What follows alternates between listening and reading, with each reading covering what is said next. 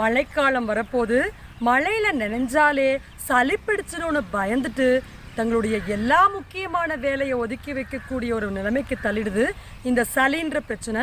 அது மட்டும் இல்லாமல் உலகத்தில் ஏற்படக்கூடிய 60-70% நோய்களுக்கு காரணம் சளி நம் உடலுக்குள் தேக்கம் அடையிறது தான் அப்படிங்கிறத புரிஞ்சுக்காம சளியை சுத்தம் பண்ண வரக்கூடிய ஒவ்வொரு பாக்டீரியாவையும் ஒவ்வொரு வைரஸையும் சளிக்கான காரணியாக மாற்றி அதற்கு மருந்து எடுத்ததன் விளைவு தான் சளியை சப்ரெஸ் பண்ணோன்னே இரும்பல் வருது.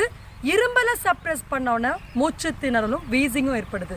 அதையும் நம்ம சப்ரெஸ் பண்ணதுனால தான் நிறையா இதயம் சம்பந்தப்பட்ட நோய்களுக்கு இன்றைக்கி நம்ம ஆளாயிட்டு இருக்கோம் அப்படின்றத புரிஞ்சுக்கணும். அப்போ சளிக்காக மருந்து எடுப்பது அப்படின்றது ரெண்டாவது விஷயம். முதல்ல சளியை உண்டு பண்ணக்கூடிய காரணிகள் உணவுகள் என்னென்னு நம்ம தெரிஞ்சுக்கிட்டா போதும். வாழ்நாள் முழுக்க சளி தொல்லை இல்லாமல்